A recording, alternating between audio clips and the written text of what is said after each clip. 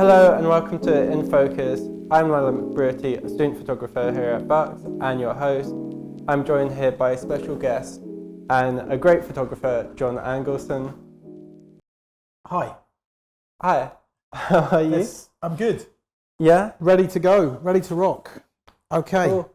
Let's start from the beginning then. How did you start photography? Okay, so I was about 13 and my father was kind of a keen amateur photographer. He had a few cameras and then I kept borrowing his camera, which he was a bit annoyed about. So he said, why don't we buy you a camera for your birthday? So we went to the back of the local newspaper and we found a second-hand Praktica camera. And I rode my bike to go and buy it off this old boy who took a shine to the fact that I was interested in photography. And he sold me the camera for £18. And he included a roll of film. And he said, shoot the roll of film, bring it back, and I'll show you how you process it. So I rode my bike back and he processed the film for me in the bathroom. He showed me how it all worked. And then I was hooked. I suddenly realised this was my calling, as they say. Yeah. And I then, for my following birthday or Christmas, got a little processing kit, and I turned a spare cupboard in my bedroom into a dark room, which then became the coal shed downstairs. And then I was processing and developing my own film and prints in the coal shed. So by the time I was about 14, 15, I was riding around my hometown of Northampton, photographing whatever took my fancy and selling the images to the local newspaper. So I'd hear a story about, for example, I remember one, the Lord Mayor was opening a local show. Yeah. So I rode my bike down to the local show, persuaded the mayor to stand there and cut the ribbon, took loads of pictures, raced back to my house into the coal shed, processed them, rode my bike back to the newspaper with the prints, and then sold the prints to the newspaper. I think I used to get something like £8 a print, £8 a picture. That's nice. Which is quite a lot of money when you're 15, 14. And that sort of developed into me getting a job there. They used to let me work there in the summer. And then when I left college, when I was at college, I'd go and sort of help out in the dark rooms. And then when I left college, they gave me, to start off with, they gave me the 2 nights a week. So I'd work every night. I'd work, I think it was a Wednesday and a Friday night. And they'd give you like, I don't know, all sorts of things. Mothers' meetings, Cub Scout presentation, all sorts, you name it. And then after about a year of doing that, they offered me an apprenticeship, which was basically back in the 90s, late 80s, early 90s, the National Union of Journalists control newspapers. So to work on a newspaper, you had to be a member of a union. Oh, okay. So the union basically would take on what they called an indentured trainee. So Yeah. So you would get paid, but every 2 months, for 2 months a year, you'd get sent off to college in Sheffield, where you'd do your exams and you'd learn about photojournalism, but you'd still be paid, if that makes sense. Yeah. But you had a job, but they also educated you. It's all gone now. It's all disappeared. But that was my kind of how I got into being a newspaper photographer. Yeah. And then from that, the rest is like, then I left there and went on to work for a picture agency. Then I left there and went freelance. And I've been freelance ever since. Right. But that was the kind of the entry. So I did a graphic design course after school, but then my kind of university education was at the newspaper, if that makes sense. I learned doing it rather than going to college. Yeah. I was dropped in at the deep end. So back in the 1980s and 1990s, every town had a newspaper, and all the advertising budgets that you now see on Facebook and Instagram went to the newspapers. So they had budgets to send photographers all over the place. So my local newspaper, the Northampton Chronicle Echo, which still exists online, but they sold the building, and it's now a supermarket, had 10 or 12 staff photographers. We had an office in London. They sent photographers to the Iraq War. They sent me to the fall of the Berlin Wall. They basically had massive budgets. Yeah. So they could afford to send photographers all over the place. All gone. All disappeared. Yeah, I guess you'd have one photographer doing all of that. Yeah, now. exactly. One photographer would cover the whole of Northampton, probably. Yeah. Yeah. That's crazy. Yeah. I've never really thought of it. Kind of, you could start in that way. Yeah. Yeah. And a lot of photographers from my generation, that's the local newspaper route, from local newspapers into national newspapers, into freelancing for magazines, and then obviously going on to do their own practice. It's quite a common thread between a lot of my peers. Right. Like a lot of us did it that way. We sort of skipped university to some degree. Yeah. Not all of us, but some of us, that's how our entry was through newspapers. Yeah, I can see that. Yeah. With that, is there anything you're working on now, or any? I've been working on a few projects. Most notably is my On This Day project, where I've been shooting for about 5 years on it, where I've made, with the help of a modern history professor, we've compiled this list of 52 events, historical events since 1900. So I've kept it quite compact within Europe as well. So it's not such a massive project.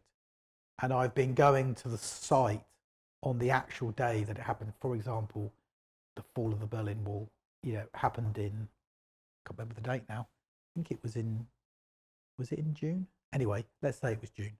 So I would go to the exact spot where the fall of the Berlin Wall happened with my big 5.4 field camera, and just photograph whatever's there. And we've created 52 locations. I've done 49 of them. Some of them are really quite hard to get access to.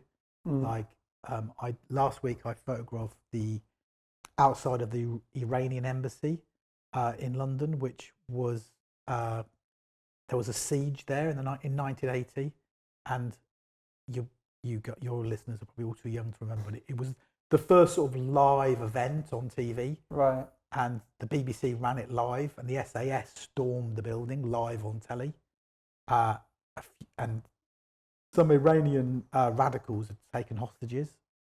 Anyway, I'm sure if you Google, any of your listeners Google the Iranian hostage siege 1980, they'll see these incredible black and white grainy pictures of SAS men jumping through windows. But anyone of my generation, if you said that, they'd go, "Oh God, I remember that," because it was at the same time as a snooker final, and they cut the snooker final to go live to this. And everyone of my generation remembers, because bear in mind when we were your guys' age, we only had 3 channels. Yeah. And we got all our information either from newspapers or TV. We didn't have there was no internet. And I think a lot of younger people don't understand what it was like. I'm not saying it was better or worse, but the way we got our information, we had to go out and look for it, if you make sense. Yeah. You had to search for information. If you wanted, if you wanted to find out about something, you either have to go to the local library or pick up the telephone and phone someone and say, "Please, can you tell me what's going on?" Does that make sense? Yeah. You learn to be much more people facing, whereas now I think you'd see a story and then you'd pop to London. Or you would use Google as your research. And I found Google and ChatGPT and all the others, they usually get a little element of it wrong. You really do need to fact check and then double fact check stuff. Right, yeah. Because so many times I've read something, like particularly for this On This Day project, I found information and then I've checked it and found out it's sort of slightly wrong. Okay. But it's gone into the sort of like public domain of this is what happened, and it's not actually true. You have to be really careful with you have to be like a journalist, basically. That's basically what I'm a visual. I still got a little bit of a journalist in me, so I'm really interested in. I have no need to fictionalize anything I take. Yeah. Everything I take is non-fiction. Does that make sense? Yeah. I think the world's so weird anyway. Yeah. You don't need to change it. You can just turn up, rock up, and observe the world as it is, and it's weird and fascinating. Does that make sense? Yeah. Some photographers find the need to like create a fictional place, and I don't really feel that. I feel that my forte is just observing the world we're already in. Yeah. Does that make sense? It's very out of fashion at the moment, what I do. Very out of fashion. But I'm a kind of a pure kind of a documentary photographer. But I've been playing with the way that documentary can be used. Yeah.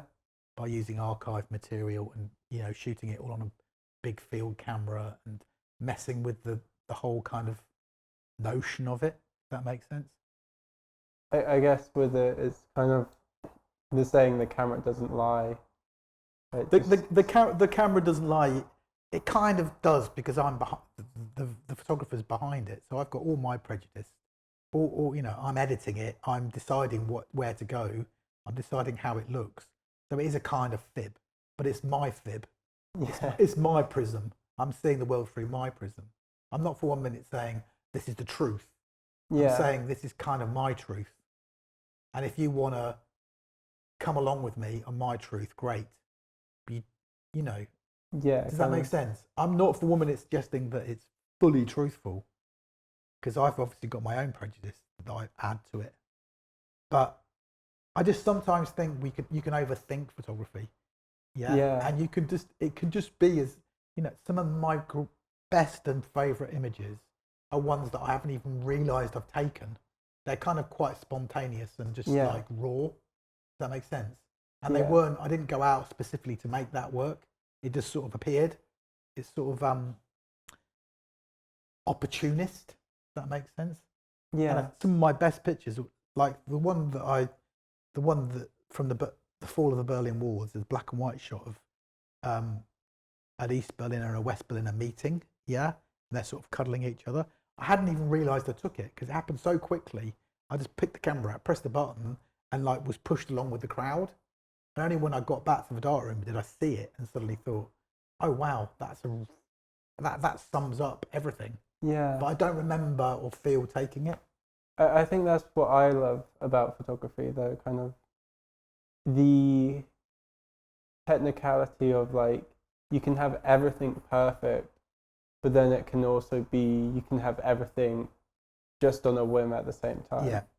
And I think the fascination about photography is I could take a picture and I look at it and I read something in that image, and then I show it to you.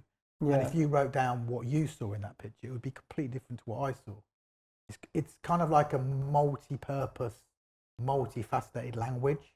Yeah. And you will take from it completely different feelings than I would, because you'll have your, not prejudice, but your prism of the world.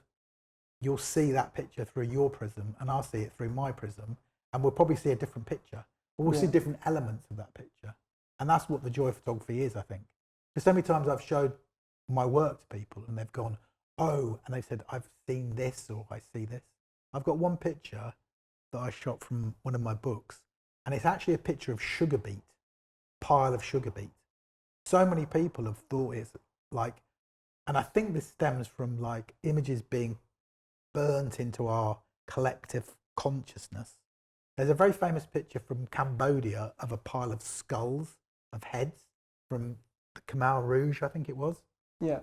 And that, my image looked very similar to like a load of human skulls. Yeah, but it's actually sugar beet. Does that make sense? Yeah. So people going, oh wow, that's really scary. And I went, no, it's sugar beet. Look, it's sugar beet. And then once they realise it's sugar beet, they go, oh, it's sugar beet. That makes sense. So what was my point? Everyone reads something different into a picture. Yeah. I see that. Going to one of your kind of better known works, it was a captivating project with your NASA series, documenting the preparation of the mission of Michael Farrell. It was you shot at the Johnson That's right, yeah. Space Center Yeah. and Kennedy Space Center, Yeah. which are two hugely Yeah. iconic places. Yeah. Kind of getting special permission to go there and even just shoot there is pretty kind of, I was like a bit, whoa. And it's kind of, when you kind of photograph there, your work from there goes kind of, it felt like it was going beyond from what was actually just happening there. It showed something kind of quieter, more human, more raw, kind of as you're saying with your truth. Yeah. Can you tell us kind of how you came about this project and like the approach you took with it? It was quite a long time ago now, but the interesting thing about that NASA project is it was shot in the 90s, but I basically remastered it and played with it a bit more a couple of years ago. So it's a very long, complicated story how I got in, but Channel 4 Films were making a documentary about following a group of astronauts from the moment they were chosen to go up in the space shuttle to launch day. Yeah. And they were looking, the cameraman was a very famous cameraman called Paul Berriff, who's also a really good photographer as well. Long story short story, his friend of news, I went on a job with one of his friends, and I happened to be living in Yorkshire at the time, and Paul Berriff was from Yorkshire. And they said, we need a stills photographer for this project. Who should we get? And this friend of Paul Berriff said, I think John will be really good for it. He lives in Yorkshire, which is always, I'm not from Yorkshire, yeah, but I was a kind of like a sort of cousin of Yorkshire, or an adopted Yorkshireman for 10 years. Long story short story, they got me in to do the stills.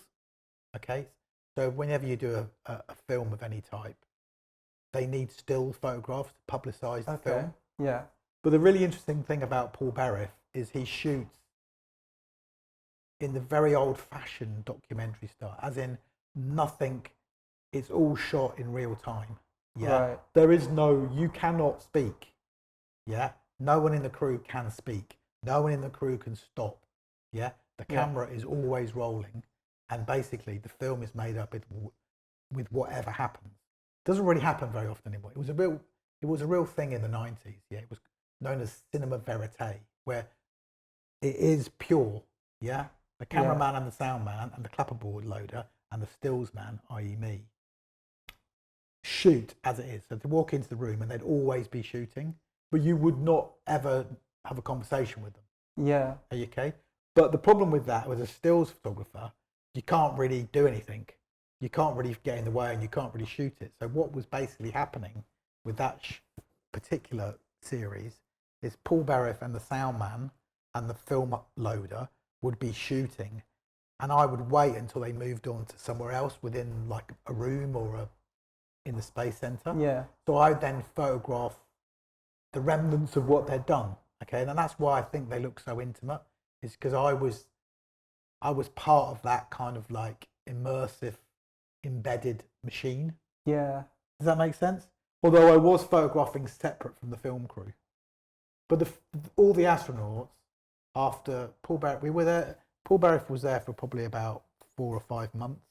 I was there for like a month and a half. So after a month and a half, if you can imagine, there was always a photographer in your house. Yeah. Yeah. You would get to a point where you'd walk in your house and you'd forget they were there. Yeah. That's basically how it worked. You'd be there every day for months upon months upon months. So everyone forgot the camera crew were there, and the stills guy, i.e. me. Yeah. So I shot all this material, and in a nutshell, the majority of the material that I gave them at the time was in colour. It was in colour transparency, okay? Because that's what the TV pages and all the publicity people wanted. Right. But I shot a little bit of black and white on a second camera, and I basically stashed it and forgot all about it until lockdown. And then during lockdown, a friend of mine suggested that we've got nothing to do, why don't we go and find some old negs and do something with them? So I had this idea of finding the old negs, reprinting them all. And then at the same time, I was looking online about the mission that I was involved in, and noticed that the National Archive in the States had this huge collection of high res 70mm transparencies. Because when they were in the space shuttle, they had Hasselblads, but with 70mm, not 120. So basically 70mm is even bigger than 6x6, and it's perforated, and it's in a motor. So you've got these incredible, and the crew that I photographed obviously went up into orbit, got all these Hasselblads and shot loads of movies out the window, and any picture they took was scanned high res by NASA and put into the National Archive. All material from NASA is within the public domain, so there's no copyright on it. As long as you're not using it for commercial purposes, you're not turning it into t-shirts. Yeah. So I basically had access to all these incredible files shot by the crew that I spent with.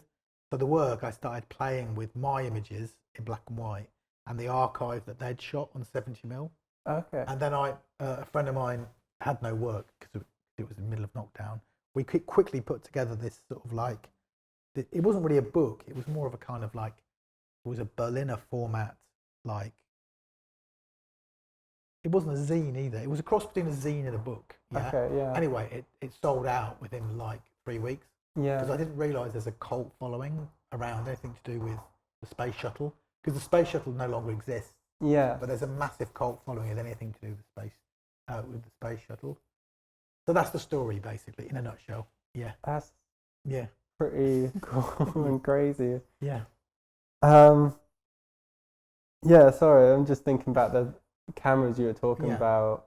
So there was if you Google, you go online and if you look, Hasselblad did a 70mm back, which was basically, you can't buy the film anymore, but you used to be able to buy rolls of 70mm. So it was 70mm cross with perforations on both sides. So imagine a 35mm frame, but double the size, and it went into electronic backs. And so you had you weren't constantly changing film. And the transparencies are mad. They're like huge. And they're transparency as well. So hopefully your viewers will know what transparency is. Basically, you'll have heard of what a colour negative is. So basically, to get the ultimate colour and be first generation, all magazine photographers in my generation shot transparency. Which is basically a positive. But you had to get your exposure right because there was no intermediary. But because it's first generation, it would always be amazing quality because it's literally straight off the camera. Does that make sense? No. You're not making a print from it. The only problem with transparency is that the original was like gold. To send out images, you have to duplicate the original. And one generation down, they always never look that sharp. But then you get into a nightmare scenario where you were duping a dupe, and it would gradually fall apart. So I was really careful with all my originals. I held on to them like for dear life. So I've got all my original. They call them chromes, but they're known as transparencies. But the film was Kodachrome, Ektachrome. You can still buy it. They've reissued E100, which was an okay film at the time, but the original E100 was amazing film. They did like an E100S that was really nice. But I shot exclusively on transparency. So at home, I've got a shipping container near where I live, and it's literally full to the brim with transparencies from literally piles of them, piles and piles, hundreds of thousands of transparencies. That's crazy. Now you just have those piles on. That would fit on probably a couple of hard drives. With kind of you having done a lot of documentary photography, and with technology now, kind of there's such a push for like instant content. Do you think there's still room for more long-term media? I think in some ways the work that I've been doing is a kind of opposite of doom scrolling. I tend to look at, for example, on this day, I will shoot, for example, I went to the Iranian embassy. I shot 6 sheets of film. I send them to a lab in London that take 7 days to process them. You can get them done quicker, but they're more expensive. I get the films back a week and a half later. I then pick one or two, high-res drum scan them, and I tinker with it in Photoshop to get it all looking nice, get the colours nice. The kind of opposite of what you would do for Instagram. Are you with me? The opposite of instant content. And when you say, is there a market? You've got to make them. As a photographer, you've got to create the content, yeah? And once you believe in it, once you think to yourself, what I'm doing makes sense to me, then usually other people will come in and believe in you. Maybe they don't, but without sounding too arrogant and slightly weird, I only have one person in my audience, and that's me. Right. Yeah. I do it purely for my own joy and satisfaction. If other people enjoy looking at it, fabulous. Yeah, that I've done my job. Yeah. But if they don't, it doesn't really matter, because no one really cares anyway. It's just a still image. You know what I mean? But I think you've got, once you get over the fact that you're not doing it for anyone else, you're not doing it for an audience. Your audience is you, and if you happen to pick up an audience on the back of it, then fabulous. Yeah. So is there room for it? Is there? But I think sooner or later we're all going to realise that Instagram and doom scrolling and Snapchat and social media is so vacuous and doesn't actually mean anything. Everything comes round in, the whole of the visual world is in one big circle. There'll be a time where it'll be really, look at the resurgence of shooting film again. Yeah. Yeah. Everyone's shooting film again on like old vintage cameras. Who would have thought that would have happened? Everyone's listening to music on vinyl again. Yeah. Yeah.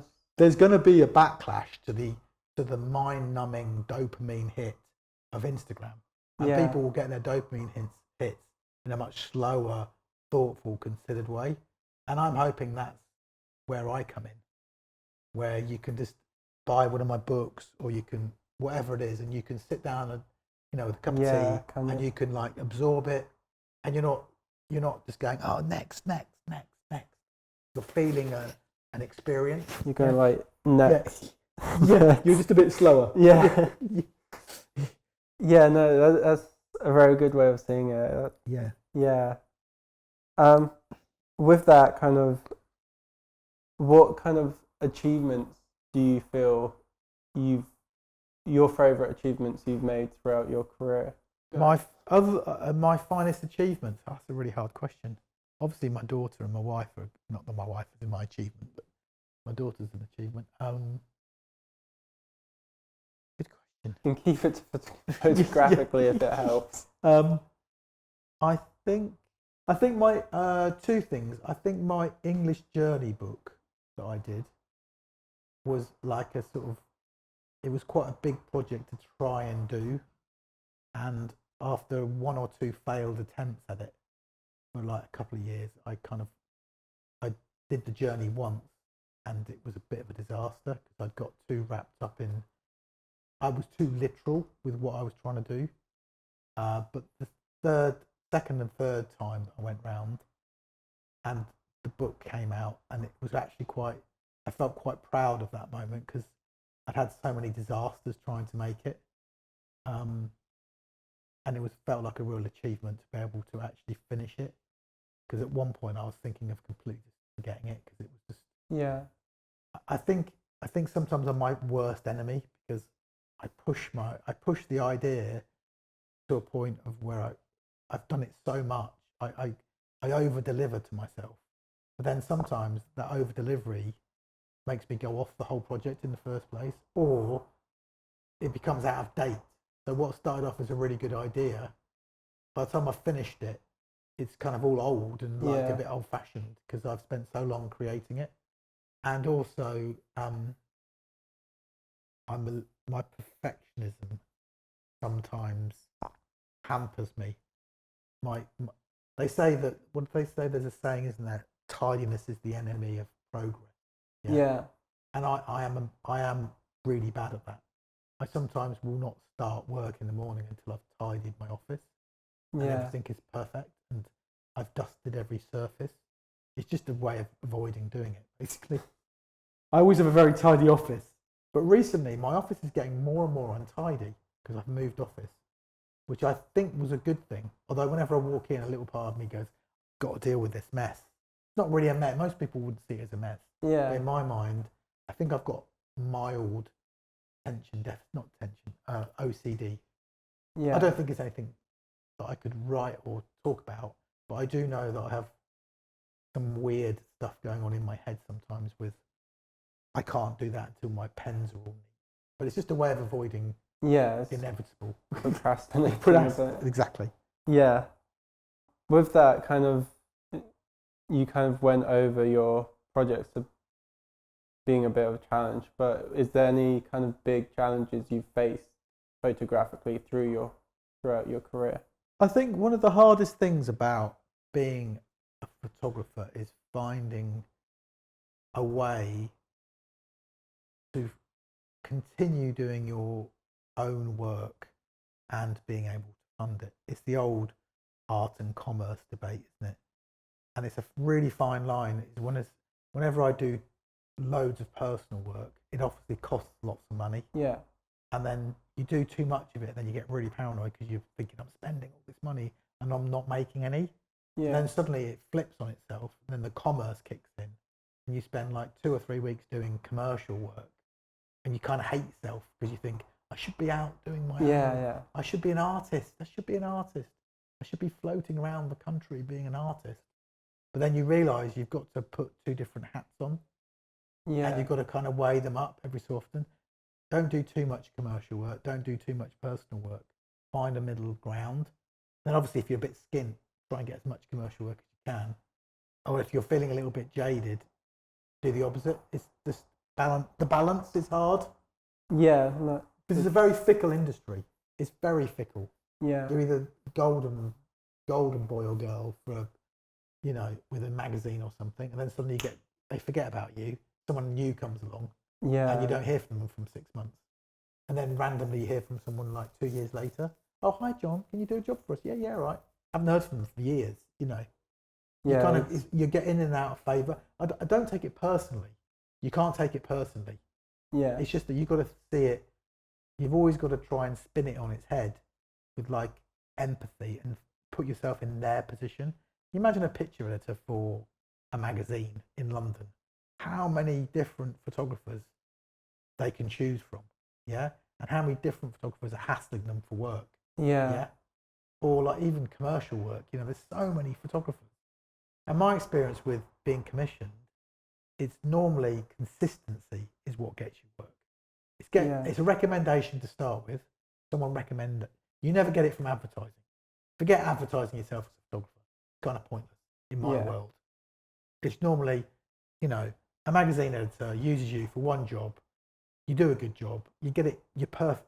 Everything's on point. You deliver it on time. It's all captioned really well. They give you another job, and then they might move to another magazine, and then they give you a job for that magazine. Yeah. Does that mean you just get bumped around? Kind of word of mouth. Yeah. Yeah. And picture editors and art buyers just bounce all over different companies. Does that make sense? Yeah. So you can basically work for loads of different people, but it all stems from probably one person at the beginning. Yeah.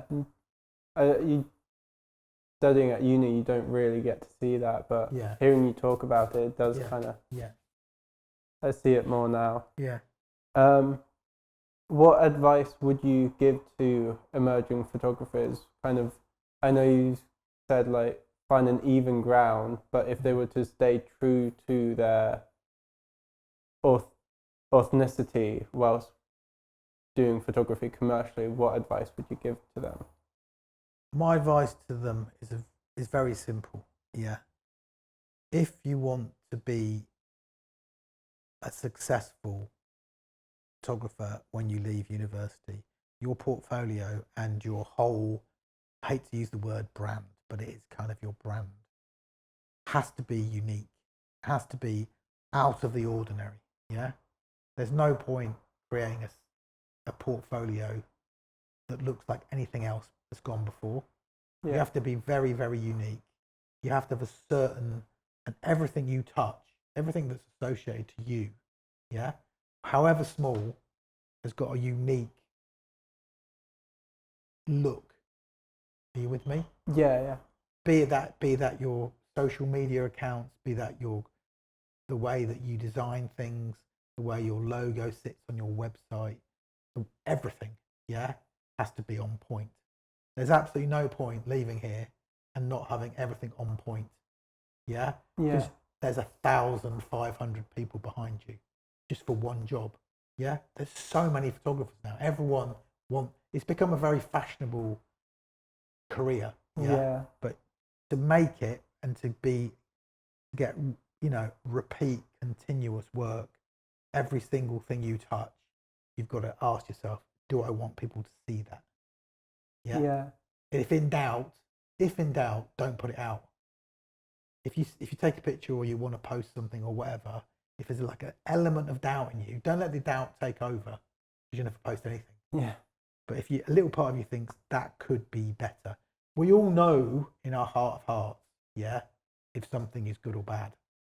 Occasionally we get lazy and think, don't ever say to yourself in your head, that'll do. If you say that, you're doomed. Yeah. It will never do. It has to be as best as you can do it. Whatever that might be. Even if it's the simplest email you're writing to someone. Yeah?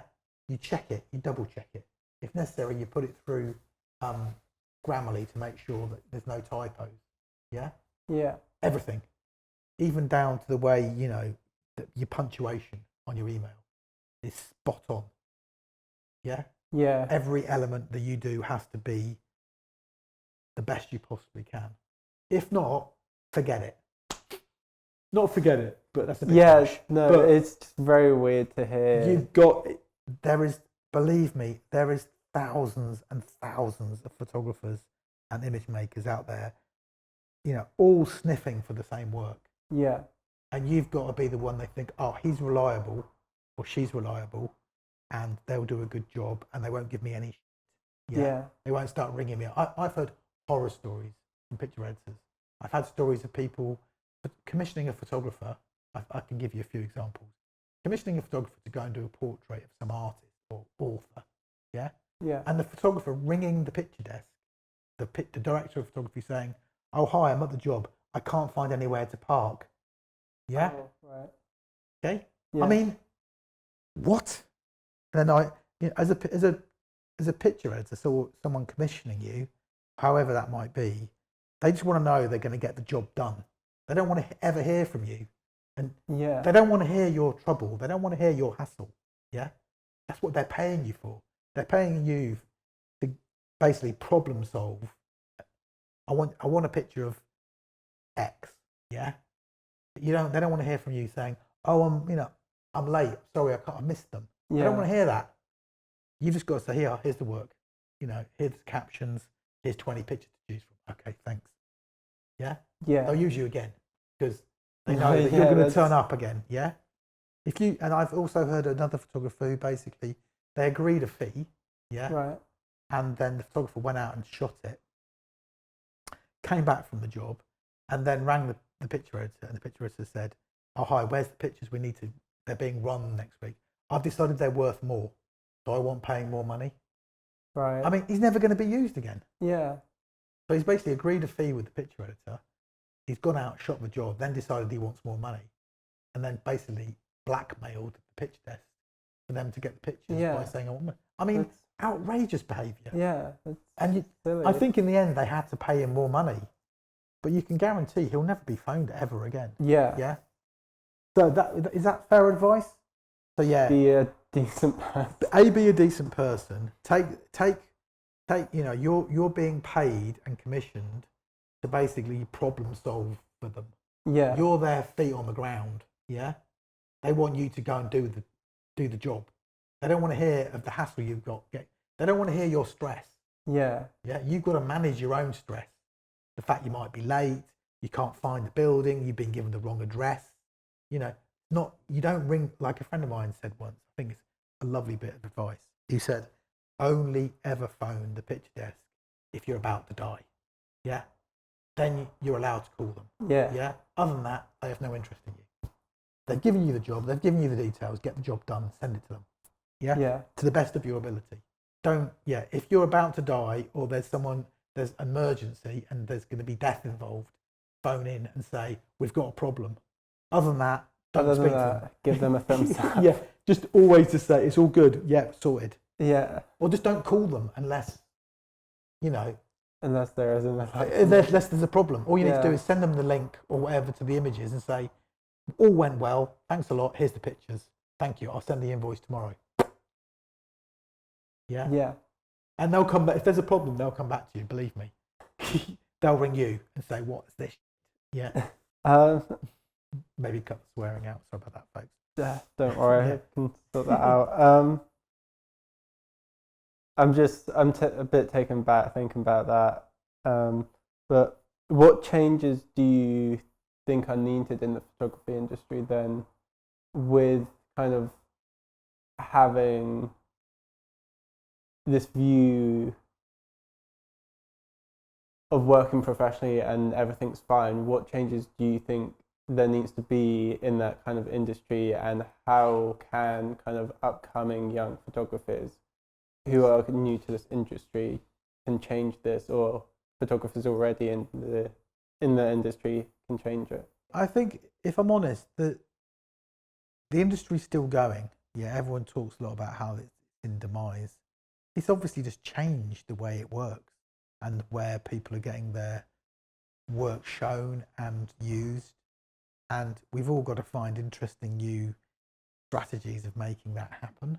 Yeah. And I don't think there's anything I can really say other than what I've just said then about, you know, work on the basis that, you know, your only audience is you. Yeah. That sounds really weird. A lot of photographers and artists would just be horrified at me saying that. But that's the kind of way I look at it, because I don't know what my audience wants. I'm not doing it. If I try and second guess what people want to see, I'm not really being a photographer. Yeah. I'm being a sort of, I don't know, an illustrator for someone. Yeah. Yeah. But the way I am much more interested in, like, the idea behind a project. Yeah. And what the project might stimulate in my viewers' heads. You know, I wouldn't say I'm the most amazing visual artist in the world. Yeah. My pictures don't, like, you don't go wow when you look at my pictures, but when you see them as a group, as a narrative, you might see the way I've been thinking, the storyboard of my thoughts.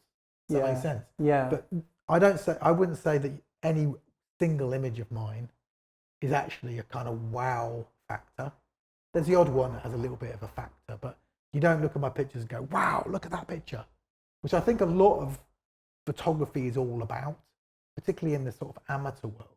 It's all about single wow picture. Yeah. It's that beautiful sunset with a waterfall, and they go, oh wow. I have no interest in doing wow pictures. I'm much more interested in taking you on almost like let's call it like a river of a journey of a narrative, and you float down the river with me, and you kind of see the things I saw. I guess if you're doing that, you initially get the wow picture anyway. That just adds to it as well. Maybe the wow picture is them all together. There's a wow. I don't know if I like the word wow, but you know what I mean. The gold in it. Yeah. Like if you look at if you pick up any sort of photography magazine, like amateur photographer magazine, I can almost guarantee I could pinpoint what the picture's going to be. If you bought any magazine now, you open it, there'll be some landscape with like a graduated sky with like blurred water, probably with a stone. It'll be somewhere in the Lake District or Scotland. It'll be that like quintessential landscape, which is just like, it's a wow picture. But what does it actually say? Whereas my pictures are always like a little bit off. The light's a little bit it is in the winter. You know, the image, you look at it and go, why is John photographing the front of a building? Do you know what I mean? What? And then as soon as you get where I'm coming from, you might get the wow. Oh, I see. He's photographing. I'm not interested in that sort of visual cliche of what a pretty picture is. Does that make sense? Yeah. Because the truth is, whenever I look at landscape, it doesn't look like that. It's always either dull or It's very saturated. I never really see him. Part of me sometimes wants to take a wow picture, but I never see it. It never looks like that when I do it. Probably because I end up like in car parks and like, outside embassy buildings at like 7 a.m. Do you know what I mean? Trying to avoid being seen by the SO19 outside. Although I did actually go and speak to them. They had weapons. I decided I was going to go and speak to them because I thought this could go horribly wrong. They were really friendly and said, "Oh, great, mate. As long as you stick to the road, you're fine." Oh, that's nice. So what was the question? The wow kind of what changes in the industry? But I think the industry, is still going. Everyone keeps, there's still photography courses. There's still really good. I've met some really incredible young photographers, and like sometimes I look on Instagram and there's a couple of photographers that I follow. Just think, wow, you are doing some fantastic work. You know what I mean? And I think, how on earth have you done that? And they're not wow pictures. They're just something about the aesthetic. There's a couple of photographers, I can send you the links to them. And there's one guy called John, I've forgotten his surname. I can send you the link to it. And every time he posts a picture, I do go wow, but they're not wow pictures. There's just something about the way he sees colour and the way he sort of interacts with his subject. I just think to myself, how has he done that? How has he managed to get that feeling? Because I can't, Yeah. They're not, I think a lot of like amateur camera clubs, it's all about, it's perfectly sharp and it's perfectly, the composition's perfectly. I don't think it's actually about that a lot of the time. It's about the feeling you get from it. Yeah, it's the emotion that you evoke from it. And you can't do that with a perfect picture. Quite often the picture's a little bit off. If it's like a studio picture, there's like some studio equipment in the background. Or there's something about it that isn't perfect. Or you can immediately sense when something looks real. Yeah. And when something looks fake. And the skill in it is basically being able to sort of hybrid the both of them together. Be able to be so in tune with what you're photographing that you can pick up that moment of reality. Does that make sense? You're primed to get it. I get what you mean. Yeah. I think that's just a really good way to end it at. Okay, good. Because that's a really thoughtful question. Good. That brings.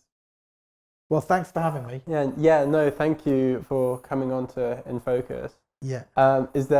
Would you like to kind of mention anywhere people can find you or your work? You can go to my website, which is johnangerson.com, ANGERSON.com, and you can buy all sorts of stuff there. And my Instagram is just at John Angerson, JOHN, Angerson.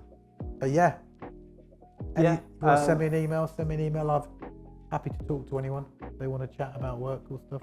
Lovely. I'll leave any links directly to your accounts below. Right. This has been In Focus. Thank you again for coming on. It was lovely listening to you talk. Good. Some amazing points you've mentioned. And I'll see you in the next episode.